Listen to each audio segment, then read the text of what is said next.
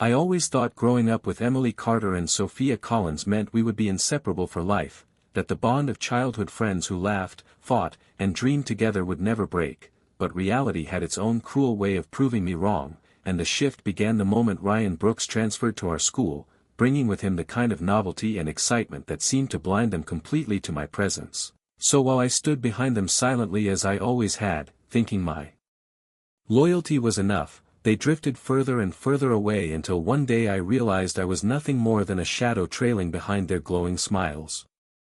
At first, I told myself it was just a phase, that their obsession with the new guy would fade, but as the months dragged on and I watched Emily's cold elegance lean slightly toward him and Sophia's fiery energy burn brighter whenever Ryan was around, I felt something inside me unravel, because it wasn't just friendship I had for them, it was love, though I had never dared to say it out loud. And that love was being crushed beneath the weight of their indifference. I tried to stay, I tried to smile, but every time they chose Ryan over me, every time they brushed off my attempts to talk or looked past me like I was furniture, I collected another piece of disappointment, and eventually I realized my entire heart had been filled to the brim with it, so much so that I could no longer breathe in the same air as them without suffocating. That was when I made the decision that changed everything. I secretly changed my college application, abandoning the plan we had made together to attend Capital State University in Boston, and instead choosing Northvale University all the way across the country in Seattle. It wasn't about proving anything to them anymore, it was about reclaiming myself, my future, my dignity. Of course, I didn't tell them, because if I had, they would have thought it was some kind of ploy to get their attention, some childish act of rebellion to make them chase me, when in truth it was the exact opposite. I didn't want their pity, I didn't want their attention, I didn't want them at all. When the acceptance letter came, I bought winter clothes to prepare for Seattle's cold weather, but when Emily and Sophia saw me packing, they smirked and told me I was just being dramatic, claiming I was trying to play hard to get, that I was trying to bait them into chasing me again. When I burned 3 months' worth of photos we had together, they called it another stunt, an attention-seeking act. When I finally showed them the official admission letter to Northvale, they said my acting skills were over the top, and that I was pushing the joke too far. No matter what I did, they refused to believe I could walk away, because in their minds, Ethan Walker was the one who always followed, the one who always waited, the one who would never leave. They couldn't be more wrong. I was already gone, in spirit if not in body, and I promised myself that when the semester started, I would disappear completely from their world. But fate has a twisted sense of humor, because right after my acceptance, my teacher called me, congratulating me for being the top scorer in Boston that year, the valedictorian, and invited me to give a speech at our school to inspire the juniors. I hesitated, because going back meant risking everything, meant exposing the truth that I had changed my application, but I only hesitated for a few seconds before agreeing.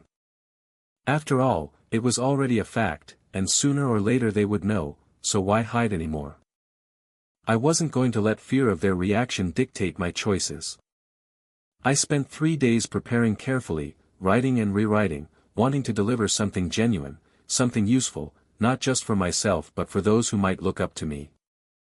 On the day of the speech, I stood backstage, ready, heart pounding but firm in my resolve, when suddenly Emily and Sophia blocked my path, their eyes shifting nervously as if they were hiding something.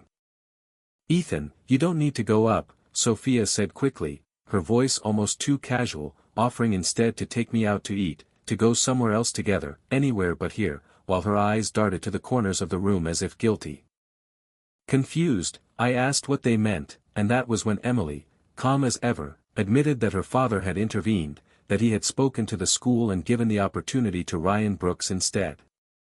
Just like that, years of effort and the recognition I had earned were handed to someone else because of a single phone call and a few $1 million her family had invested in school buildings. And sure enough, Ryan's voice rang out from the stage, confident and bright, carrying through the auditorium like he had earned it himself. I looked up at him, then back at the 2 girls standing in front of me, expecting me to explode, to lash out, to demand answers, but I didn't. I simply smiled, a cold, tired smile, and turned away. They thought they had neutralized me, that they had taken away the moment where I could finally show I wasn't just someone who followed in their footsteps, but what they didn't realize was that this was their last chance, their last opportunity to see the truth, and they had thrown it away. When the first day of college finally came, my parents fussed over me as they packed, my mom crying as she folded clothes into the suitcase, my dad offering to drive me to the airport because he didn't trust me traveling alone. I told them not to worry, that I had grown up, that I could take care of myself, but they still fussed, still wiped their eyes, because to them I was still their boy, even though I was walking away from everything familiar. That was when my mom gave me a slip of paper with a number on it, telling me that when I was little they had arranged a childhood engagement, a so-called family promise, something they never mentioned because Emily and Sophia were always glued to me and they assumed I'd end up with one of them. But now, seeing how things had turned out, they felt it was time I had another option, someone who was already at Northvale University, someone who could be a friend, maybe more, or at least a reliable support.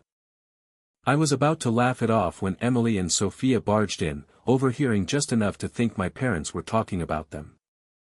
They eagerly promised my parents they would take care of me, and for a moment, the room was filled with unspoken tension, no one daring to correct the misunderstanding. I pocketed the slip of paper quietly and told my mom not to worry. Later, when Emily and Sophia noticed the sheer number of suitcases I was carrying, they frowned, questioning why I needed so many clothes if I was just going to be in Boston where I could come home every weekend. I brushed it off, saying I just liked having options, but the truth sat heavy in my chest. They insisted on driving me, each of them pulling at my arm, claiming to have surprises waiting for me, but before they could fight over me for long, Ryan called, his voice shaking with fake tears, saying he had been in an accident on the way to school, that he was scared and hurt, and without hesitation both Emily and Sophia dropped everything, rushing to his side. They looked at me only briefly, telling me to call them when I got there, reminding me of the childish promise I had once made to choose between them on the first day of college, as if that still mattered. I didn't bother to answer. The moment they turned their backs, I knew I was free. Sitting in the car, I read Ryan's smug text, boasting that even if I became their boyfriend, they'd still drop me the second he called, offering to share them with me if I kept funding him. I laughed, typed 2 words, "no need," and blocked him. Then I blocked Emily. Then Sophia. Then I snapped my SIM card in half and slid a new one into my phone, the first call I made being to the number my mom had given me. As the car headed not to Boston Logan but to the airport for a flight to Seattle, I looked out the window at the passing scenery and allowed myself the rarest of smiles. This time, I wasn't just leaving, I was beginning again. And this time, Emily Carter and Sophia Collins would no longer exist in my world. The first thing I felt when I stepped off the plane in Seattle was the cold breeze that swept across my face, crisp and foreign compared to the humid Boston air I had grown up with, and for a moment I shivered, hugging my jacket closer as I adjusted to the realization that this wasn't just a trip, it was the start of a brand new chapter, one I had chosen for myself without anyone's permission. I spotted her before she even spoke my name, a tall girl with striking features, the kind of face that turned heads instantly, her blue eyes catching the light like shards of sky, her long legs framed by the sleek lines of her trench coat, and when she lifted a sign with my name scrawled across it, Ethan Walker, I froze, because it was the first time in years someone had looked for me, not Emily, not Sophia, not Ryan, but me. "You must be Ethan Walker," she said with a soft laugh that carried more confidence than most people I knew, and then she extended her hand with the ease of someone who was used to being in control. "I'm Ashley Bennett, your fiancé, technically." The word hit me harder than the Seattle wind, but before I could muster up a coherent response she had already gestured to the driver waiting behind her, and in a blur of motion my luggage was whisked away, leaving me standing there dumbfounded, wondering how in the world someone like her was supposed to be the match my parents had secretly arranged for me. Ashley was efficient, too efficient, organizing everything with practiced precision, and by the time I found my voice she had already guided me into a car, her perfume lingering in the air, subtle and elegant, nothing like the suffocating sweetness Emily and Sophia wore. I asked if she was really the one my mother had meant, half suspecting a mistake, but she simply pulled a small photo from her pocket, me as a kid, cheeks chubby, hair a mess, standing in front of my house back in Boston, and the familiarity of that photo made my protests crumble. "I don't blame you for doubting," she said lightly as she draped her coat over my shoulders when she noticed me shivering again, "but yes, Ethan, it's me. I'm 1 year ahead of you here at Northvale, studying finance and management. If you need help, I'm right here." She smiled in a way that wasn't flirtatious but somehow made my chest tighten, and then she handed me her phone with her contact already pulled up, waiting for me to add her. I scanned her QR code, still dazed, and when I handed her phone back she acted like nothing unusual had just happened, like meeting your supposed fiancé at the airport was just another Tuesday. By the time we arrived at campus, Ashley had not only carried half my luggage with the driver but also helped me set up my dorm, neatly folding my clothes, organizing my desk, even noticing what I lacked and immediately sending someone to purchase it. I stood there awkwardly, guilty even, because this girl, this stranger who had no reason to care, was doing more for me in a single day than Emily or Sophia had done in years. "Thanks," I muttered, trying not to sound too overwhelmed. "I'll take you out to eat sometime to repay you." She only laughed, waving it off like she hadn't just spent hours taking care of me. "We'll see, Ethan." When she left, the dorm felt unusually quiet, but instead of loneliness I felt relief, like I could finally breathe. It was the first time in a long time that I didn't feel like I was being judged, tested, or compared, and the weight I'd carried for years started to lift. Classes began, military training came and went, and I found myself slowly adjusting to life at Northvale. Ashley popped up often, not in an intrusive way, but in the small details, checking if I had eaten, inviting me to join her for study sessions, pointing out professors worth connecting with, and each time I saw her I couldn't shake the strange sense of security she radiated. My new friends noticed it too, constantly teasing me about her, betting on how long it would take before we officially became a couple, and while I laughed it off, the truth was I didn't know what to call whatever existed between us. I owed her gratitude, respect, maybe something more, but I wasn't ready to throw my heart at anyone again, not after Emily and Sophia crushed it so thoroughly. Still, the way Ashley treated me made it impossible not to feel something, even if I buried it deep. That was why, when a fellow student, a stunning military training instructor who had been notoriously strict with me, suddenly appeared one evening with a bouquet of roses, confessing nervously in front of a crowd, I was stunned. She stood there, cheeks red, admitting she liked me, asking if she could be with me, while classmates chanted for me to accept. But all I felt was discomfort. She had been harsh with me during training, singling me out, pushing me harder, and now she was claiming it was because she liked me?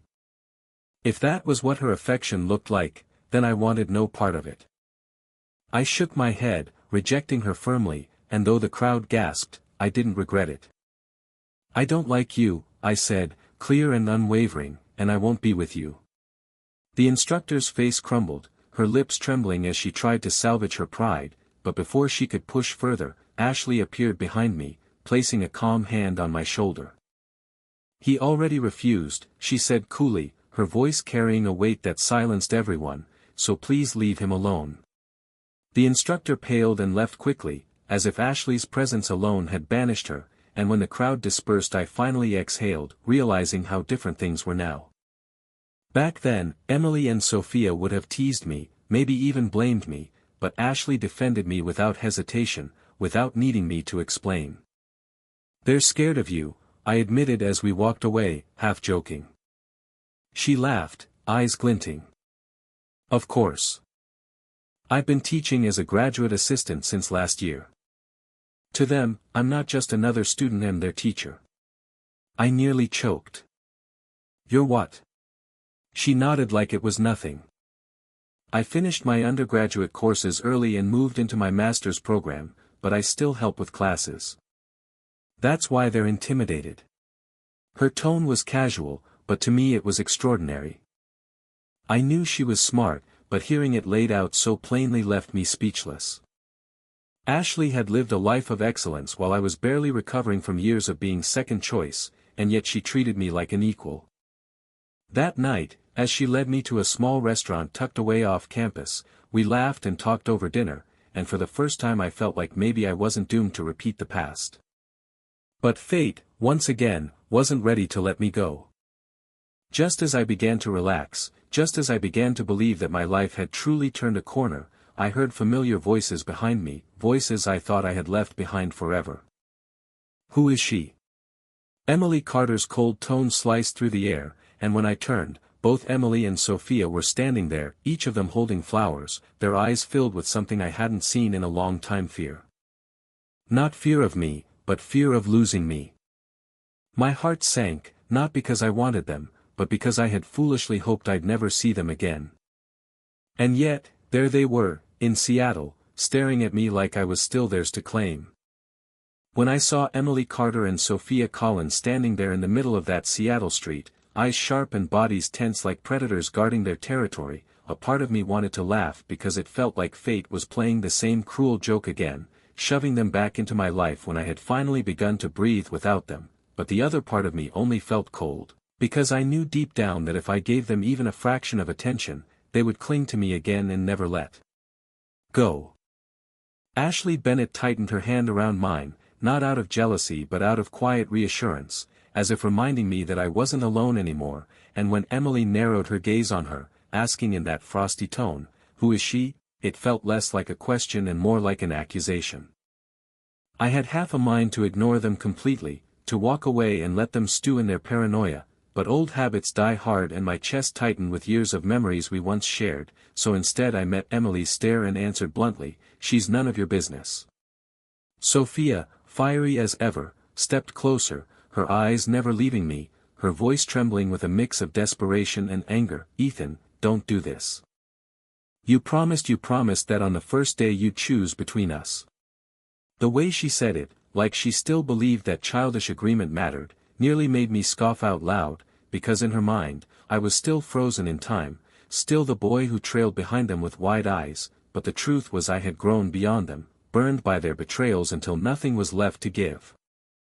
"That promise died the moment you chose Ryan Brooks over me," I said flatly, and I felt Ashley's grip tighten again, her silent support fueling my words. For a split second, both Emily and Sophia froze, their expressions betraying the guilt they tried so hard to mask, but then Emily recovered quickly, producing her phone and shoving a photo in my face. Ryan lying in a hospital bed, bruised and bandaged, looking pathetic. "He's paid for what he did," Emily said firmly. "We're not with him anymore, Ethan. We were tricked, just like you. We want to explain." Sophia chimed in immediately, her voice cracking, "Please believe us, Ethan. We never meant to hurt you. Everything we did was because we loved you. We were afraid of losing you." "That's why," I cut her off with a bitter laugh, because the more they spoke, the more ridiculous it sounded. "You don't hurt someone you love," I said sharply, my voice louder than I intended, "and you don't make deals with someone like Ryan just to play games. That's not love. That's selfishness." Ashley finally stepped forward, her presence commanding, her voice calm but razor-sharp. "Real love protects.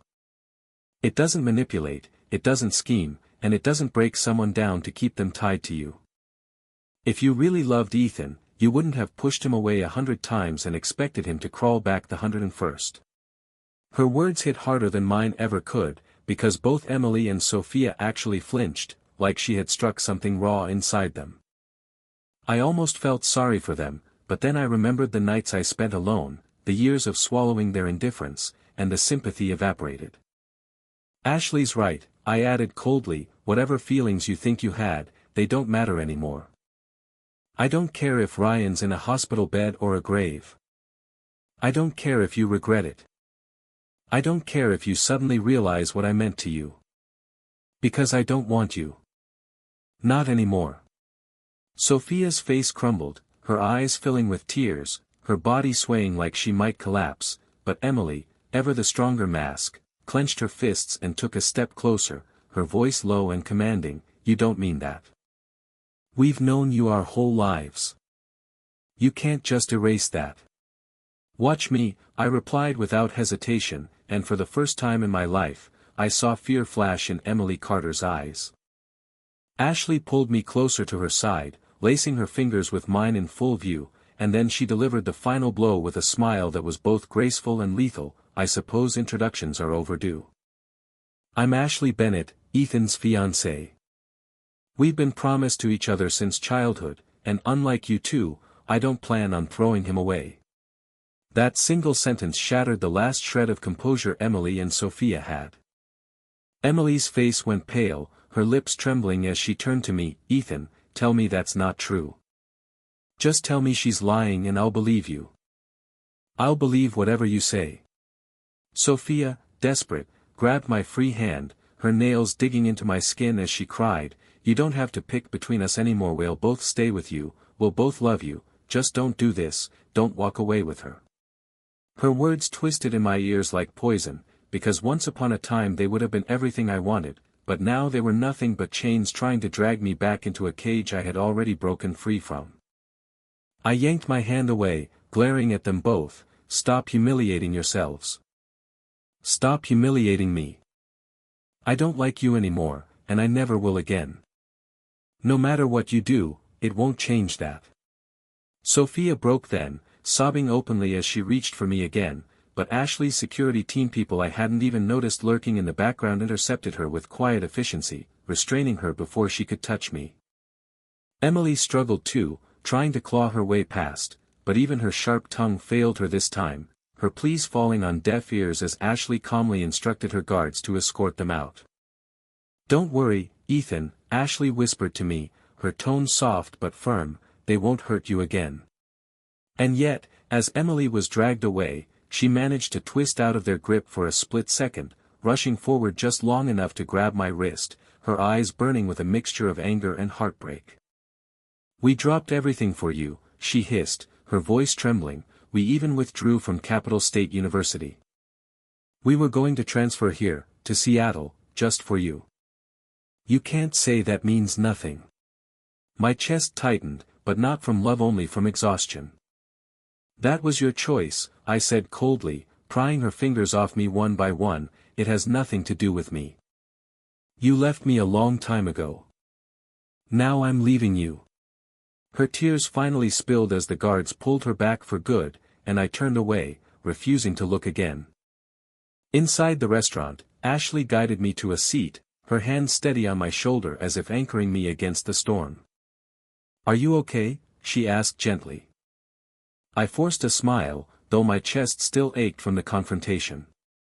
"I am now. Thank you for everything." We ate in silence after that, but it wasn't uncomfortable. Ashley quietly made sure I had enough food on my plate, refilling my glass when it emptied, her calm presence soothing the chaos that had just erupted outside. For the first time, I realized how stark the contrast was. Ashley gave without asking, supported without demanding, and her care wasn't a weapon or a test, it was just real. Still, a shadow lingered at the edge of my thoughts. Because I knew Emily and Sophia weren't the type to give up, not even after humiliation, not even after rejection. And sure enough, when we left the restaurant, I caught a glimpse of them through the window, bound and gagged by Ashley's guards in a discreet corner, their eyes red with fury and desperation as they watched me laugh at something Ashley said. They weren't going to disappear. They were going to fight, and fight dirty. I didn't say anything to Ashley because I didn't want to ruin the fragile peace she had built for me, but deep down I knew this wasn't the end. It was only the beginning of another war. I thought rejecting Emily and Sophia so firmly in front of everyone would finally put an end to their obsession, that maybe humiliation would break the illusion they had built in their heads about me always being there, but if anything, it only fueled their desperation because within days I started seeing signs of them everywhere on campus. Whispers in the hallways about two transfer beauties from Boston who had given up everything to chase a boy across the country, grand gestures staged in the middle of Northvale like it was some kind of romantic drama for the whole world to watch, and no matter how many times I ignored them or told them off, they just came back stronger, as if every rejection was an invitation for them to try harder, and honestly, it disgusted me. One afternoon when I was in the library with Ashley, focused on going through a stack of finance case studies she had pulled for me, the lights suddenly dimmed and students began rushing outside, curious murmurs rising until I finally followed, and what I saw nearly made me laugh out loud. In front of the library stood a massive heart-shaped structure built entirely out of roses, candles flickering all around. And right in the center stood Emily in a flowing white dress and Sophia in a crimson gown, both holding microphones like they were at a concert, declaring their love for me in front of hundreds of students, shamelessly begging me to come down and choose one of them. The crowd ate it up, phones flashing, whispers of envy echoing about how lucky I was to have two stunning girls fighting over me, but none of them understood that what I felt wasn't pride, it was revulsion, because love isn't supposed to look like a circus, love isn't supposed to be built on guilt trips and manipulation. I pulled out my phone and dialed campus security without hesitation, reporting a fire hazard and a disruption of order, and within minutes administrators arrived alongside a fire truck that sprayed water over the entire setup, drenching both Emily and Sophia until their makeup ran and their carefully planned fantasy collapsed into a muddy, pathetic mess. When I finally walked out to face them, silence swept over the crowd as they waited for me to swoop in and rescue the damsels in distress, but instead I looked them both dead in the eye and said in a voice sharp enough to cut glass, "Do you understand now? No matter how many times you show up, no matter how many flowers or candles you waste, I don't want either of you. Not now, not ever." Sophia trembled, clinging to a soaked bouquet, her voice breaking as she pleaded, "Please, Ethan, don't be so cruel, we've loved you for so many years, doesn't that mean anything?" Emily, ever the colder mask, tried to hold herself together, producing a small velvet box with a silver heirloom ring inside, her family's treasure, and whispering, "This was meant for you. I was saving it for the right moment. Can't you see that I've always loved you?" I stared at them both, my chest burning with a mixture of anger and sorrow, then shook my head. The only thing I see is two people who destroyed every chance they had and now think a spectacle will erase the past. But it won't. I don't love you, and I never will again. And then, in front of the entire crowd, I raised my hand and slapped each of them once, not out of violence but as a final, irreversible severing of ties, because sometimes pain is the only language obsession understands. Sophia staggered back, pale as death, collapsing in a heap as if the weight of my words had finally crushed her spirit, while Emily simply stood frozen, her eyes wide and unblinking, like she couldn't process that I had truly chosen a life without her in it. I turned away, pulling Ashley along with me, and didn't look back even when I heard their sobs echoing through the quad. For a brief moment, I thought maybe this really was the end, but then my phone buzzed with a number I hadn't seen in months, one I should have blocked long ago, Ryan Brooks.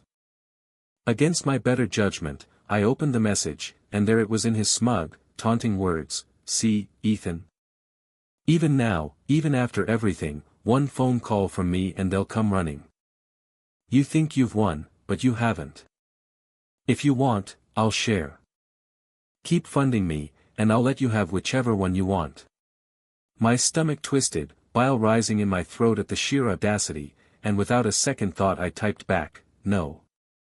Keep them both. I don't want them." Then I blocked him again, permanently this time, but deep down I knew it wasn't over, because men like Ryan didn't fade quietly into the background, they lingered, festering, waiting for another chance to sink their claws in. Sure enough, a week later news spread that he had been in a serious car accident on his way to Northvale, his body broken, his face scarred, but somehow he was still alive, and Emily and Sophia rushed to his side once more, torn between guilt and desperation, trying to convince themselves that they were helping him out of pity when everyone could see they were still trapped in the twisted triangle he had engineered. I didn't go to see him, didn't even consider it, because Ryan Brooks was a ghost to me now, and the only thing I cared about was building the future I had almost thrown away. Ashley was there every step of the way, helping me navigate classes, pushing me to attend networking events, challenging me with questions that sharpened my mind instead of dulling it, and little by little, I began to see what real partnership looked like: two people moving forward together, not one dragging the other down. And yet, even as I moved forward, shadows lingered at the edges, because I could feel Emily and Sophia watching me from afar, plotting, scheming, convincing themselves that if they just endured, if they just suffered enough, they could win me back. They didn't realize that what they had lost wasn't a competition, it wasn't a prize, it was me, and once I was gone, there was no coming back. But they weren't ready to accept that, not yet, and the storm that was building around all of us was about to crash down harder than any of us expected. I should have known Ryan Brooks wouldn't disappear quietly, because people like him never do. They feed off attention, off chaos, off dragging everyone else down with them when their world starts to collapse, and sure enough the whispers around campus turn darker each day, rumors about him being expelled after too many absences, rumors about botched cosmetic surgeries he attempted in some back alley clinic to repair the scars from his accident, rumors that he was broke, abandoned, and desperate, and the more I ignored it the more inevitable it felt that he would crash back into my life, because Ryan wasn't just a parasite, he was a bomb waiting to go off. I focused on building something real with Ashley, going to class, studying late in the library with her, listening as she explained complex theories with that effortless brilliance that made me feel both humbled and inspired, and for a while I almost forgot about the storm brewing. But then one night as we left the library I spotted Emily and Sophia again standing across the quad, pale and frantic. Their eyes red like they hadn't slept in days, and when they saw me they rushed forward, blocking my path with trembling hands. "Ethan, you don't understand," Sophia begged, clutching at my sleeve. "Ryan's lost everything, he's dangerous, please, we need to explain, we were wrong, we chose the wrong person. But we still," I pulled my arm free before she could finish, my voice flat as stone, "it doesn't matter anymore. You made your choices. I'm done." Emily tried to stand taller, tried to hold on to her dignity, but even she cracked as she whispered, "We dropped out of Capital State for you. We were going to follow you here. Doesn't that mean anything?" Her words hit me like déjà vu, the same tired refrain of entitlement dressed up as sacrifice, and I almost laughed at how blind they were, because love isn't supposed to be about debt or guilt, it's about choice, and I had chosen to walk away. I didn't realize then just how far their desperation would push them, or how far Ryan had already fallen into madness. The night of the police report is burned into my memory, the wail of sirens slicing through the calm evening as Ashley and I were asked to give statements about the public disruptions Emily and Sophia kept staging, and while we were sitting in the back of a patrol car Ryan came roaring out of nowhere in a beat-up van, his body wrapped in bandages like some broken doll, his eyes wild with hatred, and before anyone could react he slammed the gas, aiming straight for the police cruiser that carried Emily and Sophia in the back seat. Time slowed as the headlights bore down, metal shrieked, glass shattered, and then the world exploded in chaos. The van crumpled into the rear of the cruiser, the force so violent the windows burst outward, blood splattering across the asphalt, and the last thing I saw before being dragged back by Ashley's driver was Emily's face frozen in shock, Sophia's scream cut off as the car spun from the impact. My chest tightened as sirens doubled, paramedics swarming, and for a second guilt pierced me even though I knew logically it wasn't my fault, because Ryan had been aiming for me, his obsession twisted into destruction, and they were just collateral damage in his war. I stood there gripping Ashley's hand as stretchers were pulled from the wreck, Sophia limp with her leg bent at an angle it shouldn't have been, Emily unconscious with blood streaking her temple where shards of glass had embedded deep, and Ryan himself dragged from the wreckage sobbing, his legs mangled, his face disfigured beyond recognition, screaming my name through broken teeth as if he could still bind me to him in his ruin. They were rushed to the hospital while I sat in a sterile room giving my statement, the officer's pen scratching as I repeated the same truth over and over. I wasn't in that car, I wasn't his target this time, and yet I was, because in Ryan's mind every moment of his misery was still about me. The days that followed were suffocating. Sophia survived but with a shattered leg that doctors said would take years to heal, if ever, and for someone as proud as her the thought of being seen weak in front of me was enough to break her spirit, so she refused to see me when I visited, telling her father to send me away, whispering that she couldn't bear for me to look at her now. Emily woke later with her body intact but her mind fractured, the blow to her head leaving her with crippling migraines and moments where she couldn't even recall my name, though when she did remember she told the nurses to keep me out, pretending she didn't care while tears slipped down her cheeks when she thought no one was looking. And Ryan, pathetic Ryan, was left with nothing but scars and a prison sentence, screaming from his hospital bed that it was all unfair, that I had stolen everything from him, that if he couldn't have them then no one could, his voice echoing down the halls until the guards silenced him. I should have felt vindicated, maybe even relieved, but all I felt was a hollow ache, because even if I had cut them off, even if I had told myself 100 times that they were nothing to me, seeing them broken on those stretchers reminded me of the years we had once shared, the innocence of childhood before it all rotted, and no matter how much I hated what they had become, I couldn't erase that part of myself that mourned what was lost. Ashley was the only thing that kept me steady, holding me when I shook, telling me I didn't need to carry guilt that wasn't mine, reminding me that my future didn't have to be defined by their choices or Ryan's insanity. With her, I could finally glimpse a life beyond the wreckage, a life where I wasn't trapped in the same cycle of betrayal and obsession. But as the weeks passed and I watched Emily struggle to string coherent thoughts together, Sophia confined to a wheelchair, and Ryan dragged into court a ruined man, I realized something terrifying. This wasn't just the end of a chapter, it was the prelude to something darker, because people like Emily and Sophia don't give up even when broken, they cling harder, and people like Ryan don't vanish quietly, they plot in the shadows, waiting for another chance to strike. I had escaped Boston, I had escaped their grasp, but here in Seattle the ghosts of my past had followed me, and no matter how tightly I held on to Ashley's hand, I knew the war wasn't finished yet. I thought the public humiliation would finally break them, that after I left Emily Carter and Sophia Collins drenched and trembling under the spray of that fire truck they would finally get it through their heads that I wasn't coming back, but I underestimated how deep their obsession ran, because instead of backing off they doubled down, appearing on campus like shadows that refused to disappear, staging little ambushes in the hallways, leaving gifts on my desk that I never touched, and sending messages through classmates about how they just needed one chance to explain, one chance to prove that they still loved me, but the more they chased the more I pulled away, because every attempt only reminded me how far gone they were, how impossible it was to return to what we once had, and in the middle of all this chaos Ryan Brooks slithered back into the picture like the ghost of a nightmare I thought I'd already buried. He had been quiet for a while after the accident, but suddenly there were rumors flying around campus that he was back in town, that his face was ruined from a botched surgery, that he'd been kicked out of school for missing too many classes, and that he was living off whatever scraps Emily and Sophia threw his way, but when I checked my phone one night and saw a message from an unknown number, I didn't even need to see the name to know it was him. "See, Ethan," the message read, "no matter how many times you push them away, one call from me and they still come running.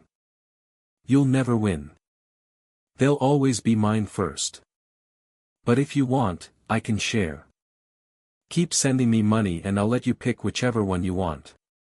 My hands shook with disgust as I read it, bile rising in my throat at the sheer arrogance, and I typed back only 2 words, "keep them," before blocking him for good, but even then I knew he wasn't finished, because men like Ryan didn't just fade away, they dragged everyone down with them when they finally fell apart.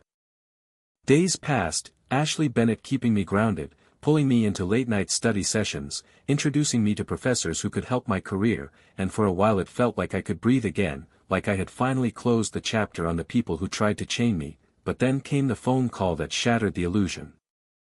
Emily and Sophia had been seen leaving the hospital with Ryan, their faces pale and strained, their bodies tense as if they were dragging along the weight of a corpse, and when I saw them later on campus they looked like ghosts themselves, thinner, more frantic, clinging to each other like drowning women, and before I could turn away Sophia grabbed me, her voice raw, "Ethan, he's gone insane, he doesn't care about us, he only wants to destroy you.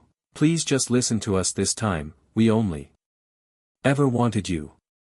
Emily's eyes burned with the same desperation, but all I could feel was exhaustion, because how many times had they cried wolf, how many times had they sworn they were only trying to protect me, and how many times had I ended up the one bleeding for it?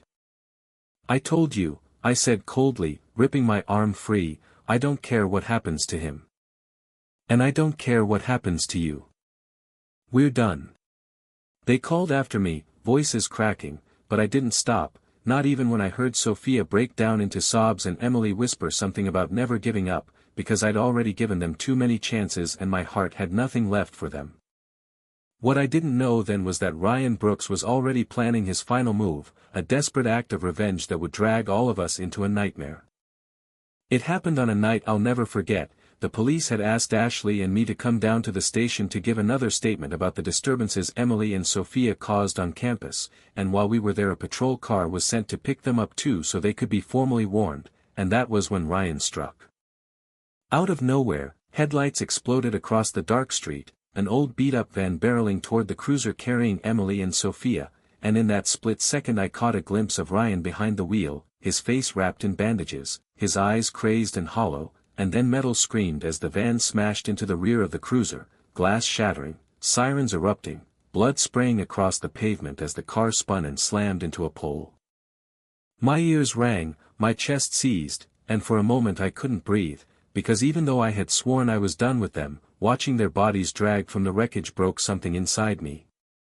Sophia's leg was twisted unnaturally, her eyes rolled back as paramedics struggled to stabilize her, Emily's head was covered in blood, shards of glass embedded deep into her skin, and Ryan himself was pulled from the wreck sobbing, his legs mangled, his face unrecognizable, but still screaming my name over and over like he thought this was some kind of twisted declaration of victory. The hospital became a second battlefield, Emily in intensive care with brain trauma, Sophia wheeled into surgery for her shattered leg, Ryan confined to a guarded bed as the police prepared charges for attempted murder, and me standing in the hallway gripping Ashley's hand like it was the only thing keeping me from collapsing. Part of me wanted to walk away, to wash my hands of it all and let them rot in the mess they had made, but another part, the part that still remembered the years before everything fell apart, ached with guilt, because even if they had betrayed me, even if they had chosen Ryan, none of them deserved this. Ashley was the only reason I didn't break, her steady presence reminding me that guilt doesn't mean responsibility, that their choices had led them here, not mine, and that I couldn't keep living in the ruins of their mistakes. Sophia eventually woke, but she refused to see me, telling her father she couldn't face me like this, not when she might never walk properly again, while Emily opened her eyes days later but barely recognized anyone, her mind fogged by pain and medication, pretending she didn't remember me even as silent tears betrayed her, and Ryan, pathetic and broken, ranted from his bed that none of it was his fault, that I had stolen everything, that if he couldn't have them then no one could, his voice hoarse as he was dragged off to prison. Standing there, I realized something with terrifying clarity, I couldn't save them, not from Ryan, not from themselves, and not from the consequences of their own obsession. They were ghosts of the past now, broken beyond repair, and the only choice I had left was to keep walking forward with Ashley by my side, to let the past die so the future could finally begin.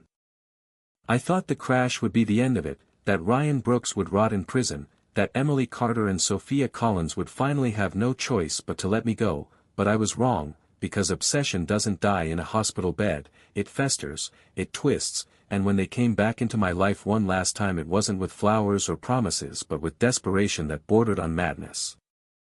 After weeks of rehab Sophia reappeared on campus in a wheelchair, her face pale but her eyes burning with the same fire that had once made me follow her without question, and Emily limped beside her, scars still fresh on her skin, her gaze foggy from the injuries to her head, yet both of them fixed on me with the same stubborn conviction like I was still the center of their universe. And when they cornered me outside the lecture hall they didn't beg for forgiveness this time, they demanded it.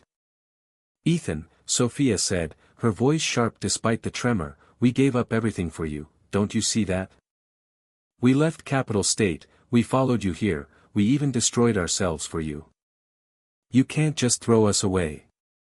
Emily reached for my hand, her grip weaker than I remembered, her words quieter but just as cutting, "Please, don't choose her over us. We'll change, we'll do anything, just don't leave us behind." Her voice cracked on the last word, but all I felt was exhaustion, because even broken, even scarred, they still thought love was something to be won like a prize, still thought I could be manipulated by guilt and history, and in that moment something in me finally snapped.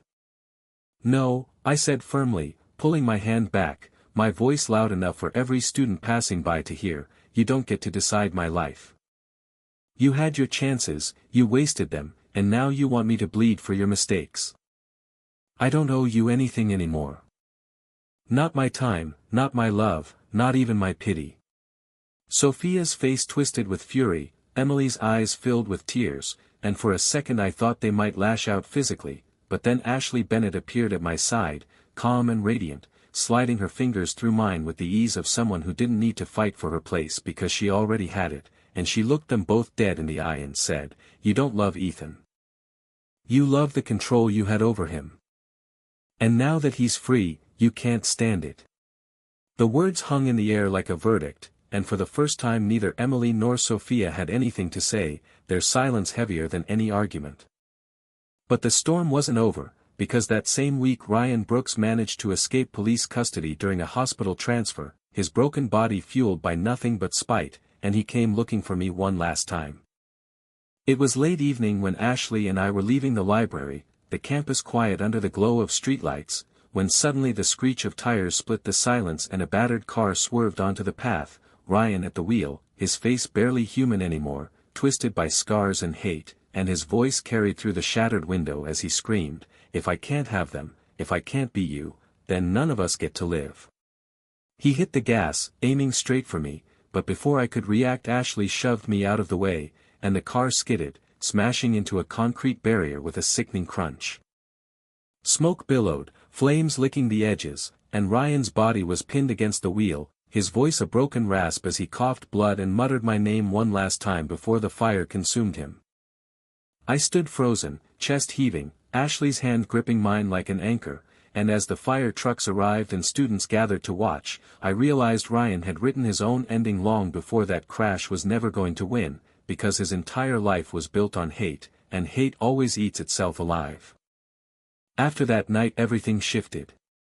Emily and Sophia disappeared from campus, their families pulling them back to Boston under pressure and shame, and though I sometimes heard whispers about them, Emily struggling with her memory, Sophia limping through endless therapy, I never saw them again, because I had made my choice clear, and this time they couldn't deny it. With Ashley, life felt different, not perfect, not some fairy tale, but real in a way I hadn't believed was possible, because she didn't try to control me, she didn't measure my love against sacrifices or guilt, she simply walked beside me, sharp and steady, pushing me to be more than I thought I could be, and when I looked at her I didn't see chains, I saw freedom. Months later when I stood at Northvale's auditorium receiving an award for academic excellence, Ashley smiling proudly in the front row, I finally understood what it meant to move forward, to stop looking back at the wreckage of what once was, and as I held that plaque in my hands I promised myself I would never let anyone drag me into the past again. Emily Carter and Sophia Collins had their chance, Ryan Brooks had his game, but I wasn't theirs anymore, and I never would be again. My name is Ethan Walker, and this is the start of my new life.